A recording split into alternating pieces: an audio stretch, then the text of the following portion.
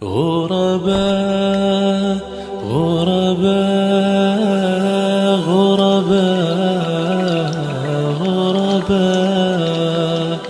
غرباء غرباء غرباء غرباء. یونس علیہ السلام ایک عظیم اور کریم نبی تھے. ان کا قصہ قرآن کریم میں ایک انوکھا قصہ ہے. آپ کے والد کا نام متا تھا اور آپ سیدنا ابراہیم علیہ السلام کی نسل سے تھے.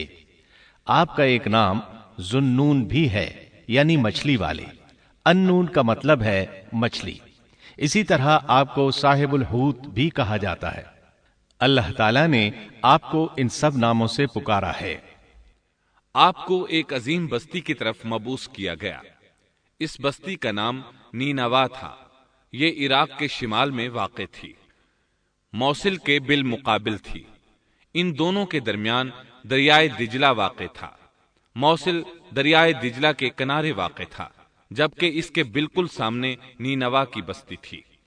امام ابن کثیر رحمت اللہ علیہ نے نینوا کے بارے میں اور ان آثار و باقیات کے بارے میں لکھا ہے جو ان کے زمانے میں موجود تھیں. وہاں کچھ بت تھے جو اوندھے منہ گرے پڑے تھے. اللہ تبارک و تعالی نے یونس علیہ السلام کو نینوا کی طرف رسول بنا کر بھیجا. سورۃ الصافات آیت 139 میں ہے، وَإِنَّ يُونُسَ لَمِنَ الْمُرْسَلِينَ، اور بے شک یونس رسولوں میں سے تھے. آگے اللہ آیت 147 میں فرماتے ہیں، وَأَرْسَلْنَاهُ إِلَى 100,000 أَوْ يَزِيدُونَ، اور ہم نے اسے 1,00,000 بلکہ اور زیادہ آدمیوں کی طرف بھیجا. یعنی ان کی تعداد 1,00,000 سے زیادہ تھی. رہا یہ سوال کہ لاکھ سے کتنے زیادہ تھے، اکثر علماء کرام نے وضاحت کی ہے کہ وہ 1,00,000 سے قریباً 20,000 زیادہ تھے. اس طرح بستی والوں کی تعداد 1,20,000 تھی، اور یہ سب کے سب کفر پر تھے. یونس علیہ السلام انہیں سال ہر سال دعوت دیتے رہے، لیکن وہ اپنے کفر ہی پر ڈٹے رہے. پھر انہوں نے سیدنا یونس علیہ السلام پر ظلم و جبر شروع کر دیا. انہیں دھمکیاں دیں، مصائب و آلام سے دوچار کیا.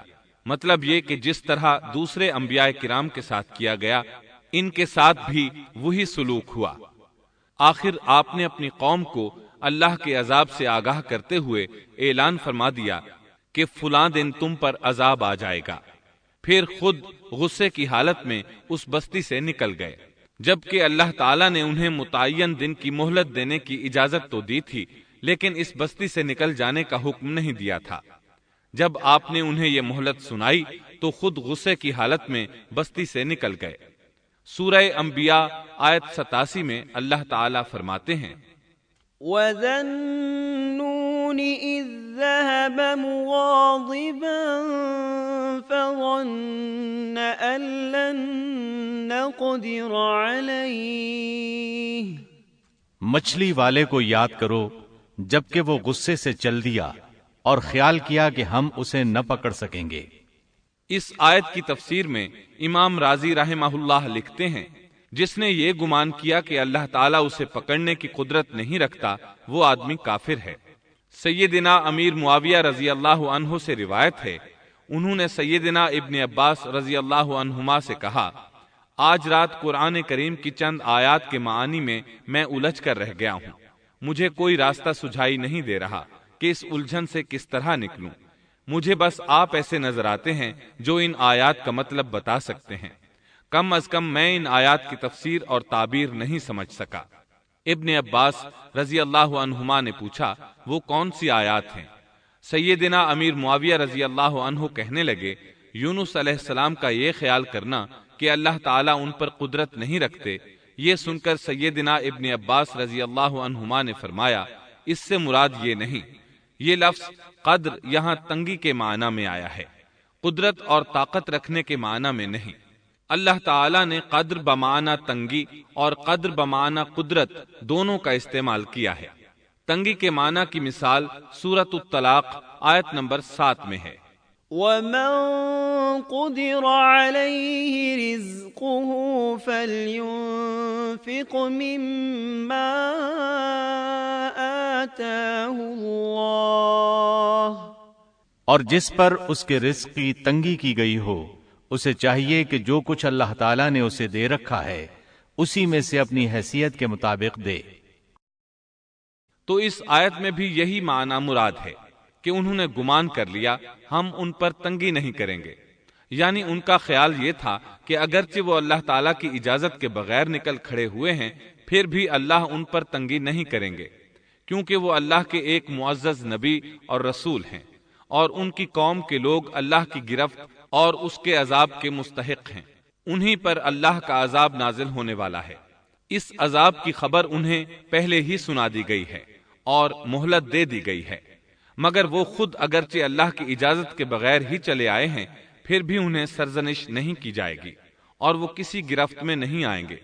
اللہ تعالیٰ ان کے لیے کوئی تنگی نہیں فرمائیں گے۔ اللہ تعالیٰ سورۃ الانبیاء آیت 87 میں فرماتے ہیں، فظن أن لن نقدر عليه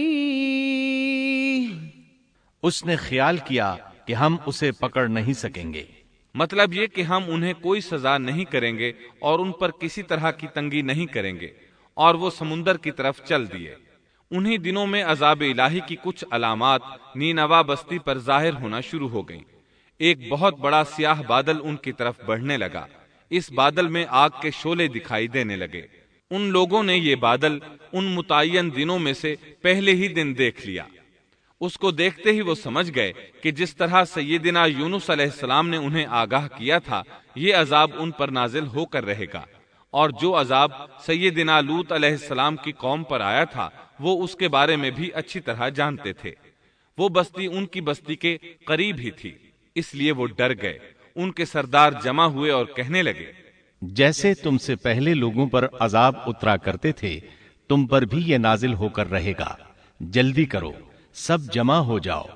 چنانچہ انہوں نے اس بات پر اتفاق کر لیا کہ سیدنا یونس علیہ السلام نے بالکل سچ فرمایا تھا۔ اللہ کی قسم یہ بالکل وہی عذاب ہے، تم اللہ کے عذاب سے نجات نہیں پا سکو گے۔ اس سے بچنے کی ایک ہی صورت ہے کہ تم ایمان لے آؤ اور توبہ کر لو۔ اس طرح وہ سب کے سب ایمان لے آئے، لیکن سیدنا یونس علیہ السلام وہاں موجود نہیں تھے۔ ان کی عدم موجودگی میں یہ سب کے سب یعنی 1,20,000 افراد ایمان لے آئے۔ انہوں نے پیوند لگے کپڑے پہنے اور اللہ کے حضور عاجزی، انکساری اور آہوزاری شروع کر دی، رونے لگے، اللہ سے بخشش مانگنے لگے، پھر اسی حالت زار میں باہر کھلے میدان کی طرف نکل آئے۔ ان کے سرداروں نے سب کو الگ الگ کر دیا، یہاں تک کہ ماں اور بیٹے کو بھی جدا کر دیا۔ سب اپنی اپنی جگہ پر یعنی ماں اپنی جگہ پر اور بیٹا اپنی جگہ پر آہوزاری کرنے لگے تاکہ ان پر اللہ تعالیٰ کی رحمت نازل ہو جائے۔ یہ عذاب 3 دن تک ان کے سروں پر منڈلاتا رہا، اور یہ بھی مسلسل آہوزاری کرتے رہے، اپنی عاجزی ظاہر کرتے رہے، معافیاں مانگتے رہے۔ آخر کار اللہ تعالیٰ نے ان پر رحم و کرم فرما دیا اور عذاب کو ان سے پھیر دیا۔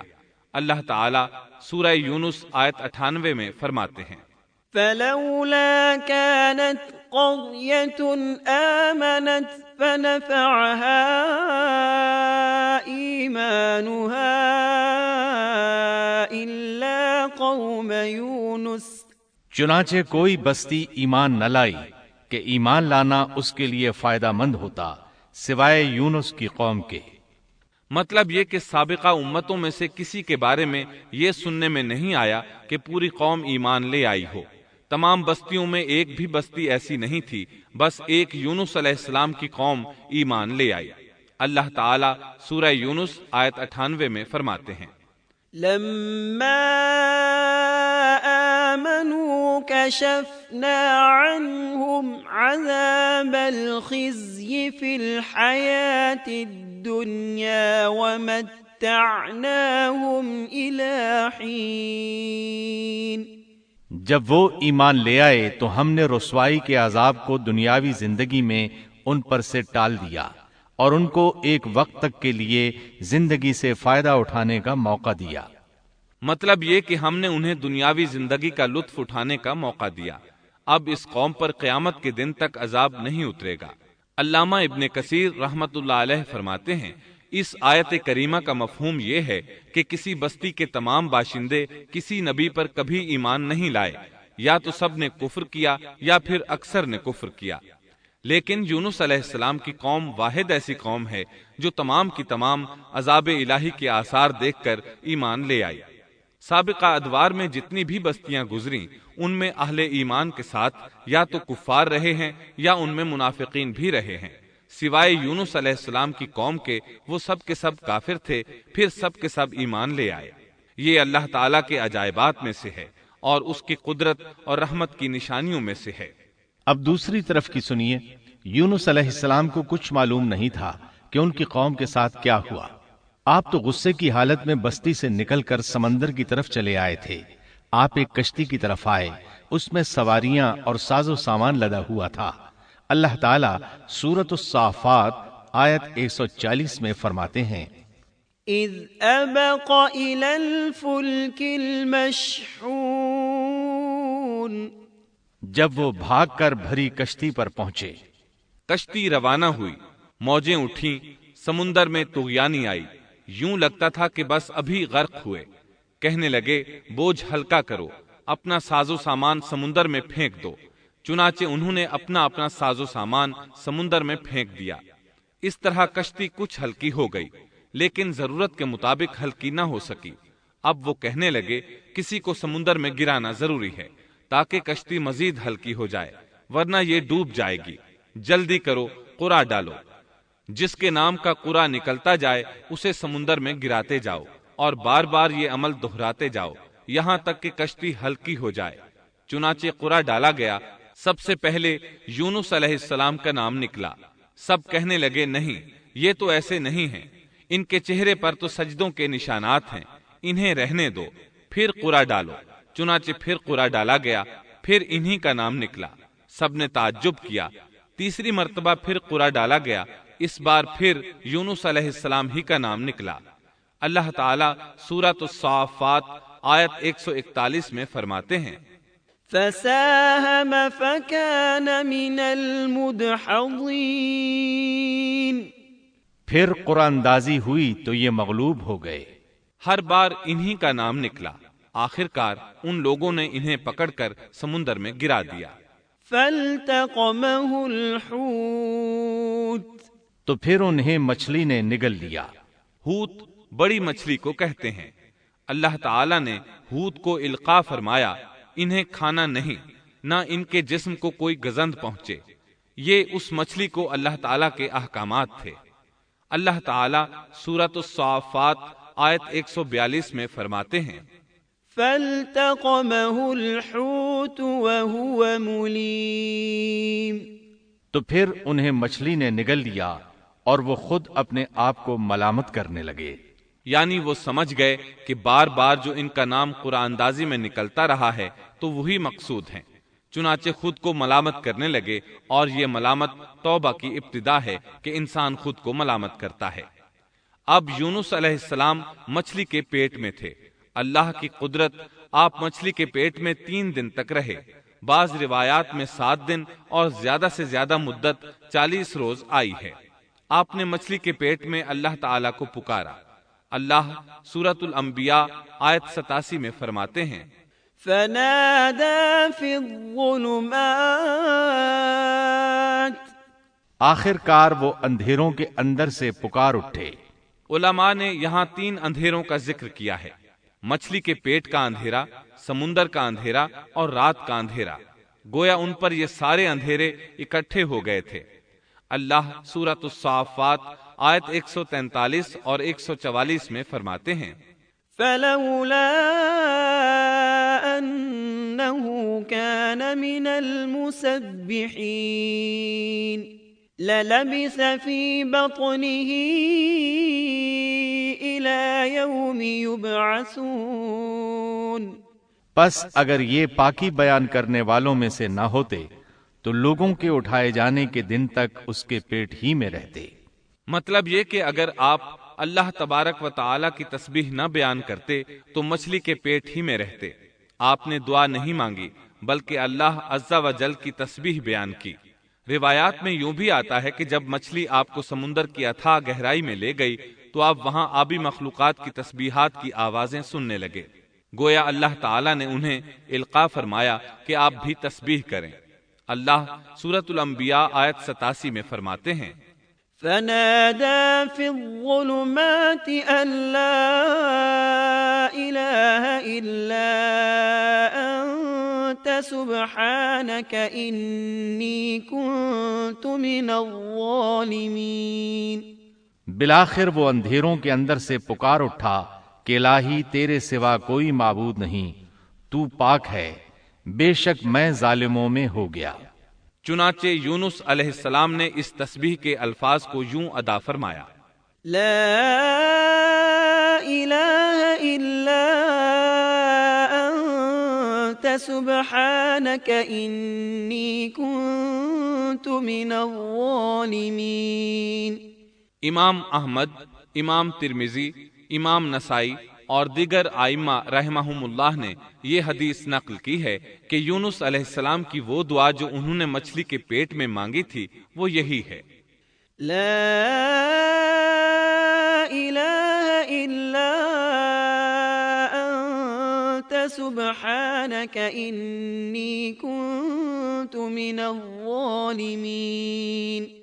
جو بھی مسلمان یہ دعا اپنی کسی حاجت میں مانگے گا اللہ تعالیٰ اس کی دعا ضرور قبول فرمائے گا۔ یہ دعائے مستجاب ہے، مقبول دعاؤں میں سے ہے۔ اسی دعا کے بعد اللہ تعالیٰ نے یونس علیہ السلام کو اس پریشانی سے نجات عطا فرمائی۔ اللہ سورۃ الانبیاء آیت 88 میں فرماتے ہیں، فاستجبنا له ونجيناه من الغم وكذلك ننجي المؤمنين۔ تو ہم نے اس کی پکار سن لی اور اسے غم سے نجات دے دی، اور ہم ایمان والوں کو اسی طرح بچا لیا کرتے ہیں۔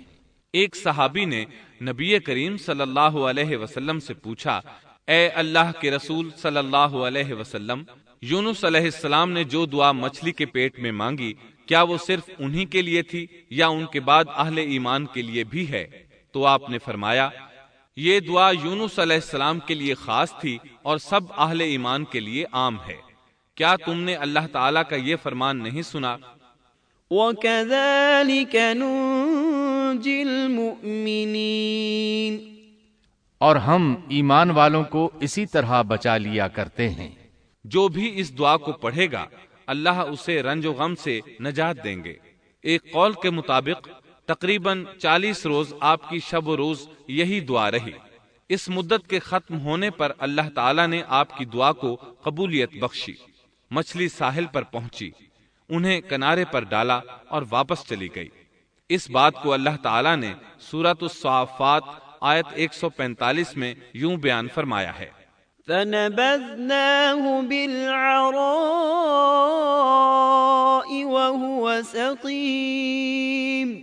پس اسے ہم نے چٹیل میدان میں ڈال دیا اور وہ اس وقت بیمار تھے۔ آپ وہاں اسی طرح لیٹے رہے۔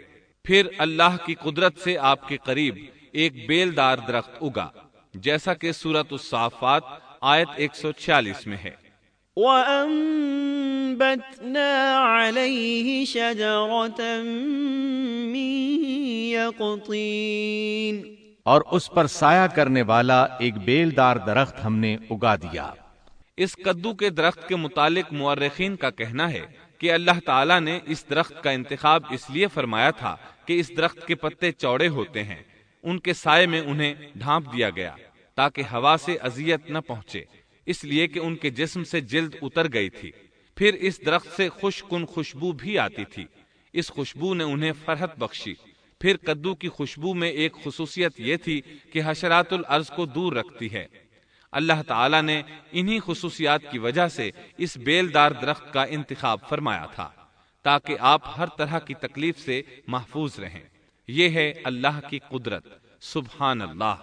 اسی طرح مفسرین یہ بھی کہتے ہیں کہ اللہ تعالیٰ نے ان کے پاس ایک پہاڑی بکری بھیج دی، وہ آپ کے قریب آتی اور آپ کے سر کے اوپر اپنی ٹانگیں پھیلائے کھڑی ہو جاتی، اس طرح اس کے تھن آپ کے منہ میں چلے آتے اور آپ ان سے خواہش کے مطابق دودھ پیتے۔ یہ تھا آپ کا کھانا اور پینا۔ رفتہ رفتہ آپ کی حالت بہتر ہو گئی، توانا اور تندرست ہو گئے، پھر آپ اٹھنے کے قابل ہو گئے، اور یہ سب اللہ تعالیٰ کی مہربانی سے ہوا۔ جب آپ کی صحت لوٹ آئی تو اللہ تعالیٰ نے آپ کو پھر آپ کی قوم کی طرف بھیجا، جیسا کہ سورۃ الصافات آیت 148 میں ہے۔ وَأَرْسَلْنَاهُ إِلَى 100,000 أَوْ يَزِيدُونَ فَآمَنُوا فَمَتَّعْنَاهُمْ إِلَى حِينٍ۔ اور ہم نے اسے 1,00,000 بلکہ اور زیادہ آدمیوں کی طرف بھیجا، پس وہ ایمان لے آئے اور ہم نے انہیں ایک زمانے تک عیش و عشرت دی۔ وہ سب کے سب آپ پر ایمان لے آئے تھے۔ اللہ تعالیٰ نے اس قصے کے ذریعے نبی کریم صلی اللہ علیہ وسلم کو اشارہ فرمایا ہے کہ دعوت دیتے ہوئے اکتانا نہیں۔ اللہ سورۃ القلم آیت 48 میں فرماتے ہیں، وَلَا تَكُن كَصَاحِبِ الْحُوتِ، اور مچھلی والے کی طرح نہ ہو جائیے۔ ان لوگوں کو دعوت حق دیتے رہیے۔ دیکھیے وہ سال ہر سال دعوت دیتے رہے لیکن اکتائے نہیں، ان سے مایوس نہیں ہوئے۔ ان کی پوری بستی میں سے ایک بھی ان پر ایمان نہیں لایا تھا، لیکن جب ان سے مایوس ہو گئے تو انہیں اللہ کے عذاب سے آگاہ کر دیا اور منہ پھیر کر چل دیے تو وہ سب کے سب ایمان لے آئے۔ اللہ تعالی سورۃ القصص آیت 56 میں فرماتے ہیں، إنك لا تهدي من أحببت ولكن الله يهدي من يشاء۔ آپ جسے چاہیں ہدایت نہیں دے سکتے، بلکہ اللہ تعالیٰ ہی جسے چاہتا ہے ہدایت دیتا ہے۔ اس قصے میں بہت بڑا سبق ہے کہ کسی بھی حالت میں اللہ کی رحمت سے مایوس نہیں ہونا چاہیے اور نہ ہدایت کے معاملے میں اپنی ذات پر بھروسہ کرنا چاہیے۔ ہدایت تو بس صرف اللہ تعالیٰ ہی کی طرف سے ہے۔ آپ کے ذمے تو پیغام حق پہنچا دینا ہے۔ اللہ سبحانہ و تعالیٰ کے ذمے ہدایت سے نوازنا ہے۔ اللہ تعالیٰ نے انہیں پاک صاف بنا دیا، انہیں چن لیا۔ اللہ خود ہی سورۃ القلم آیت 50 میں وضاحت فرماتے ہیں، فاجتباه ربه فجعله من الصالحين۔ اسے اس کے رب نے پھر نوازا اور اسے نیک لوگوں میں کر دیا۔ امام مسلم نے ایک حدیث روایت کی ہے کہ نبی کریم صلی اللہ علیہ وسلم نے فرمایا، لا ينبغي لعبد ان يقول انا خير من يونس بن متى۔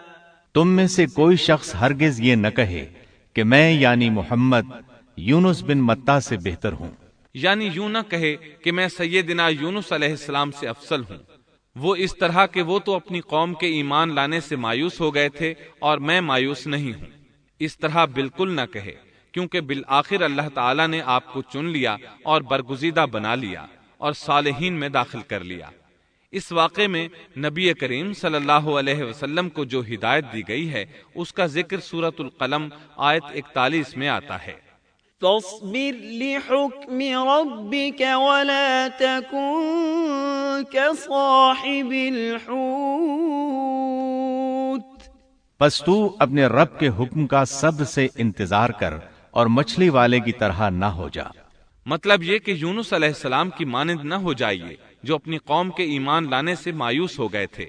یقیناً دین کی دعوت اور حق کے پرچار میں یہ بہت عظیم سبق ہے کہ داعی الی اللہ کو کبھی مایوس نہیں ہونا چاہیے۔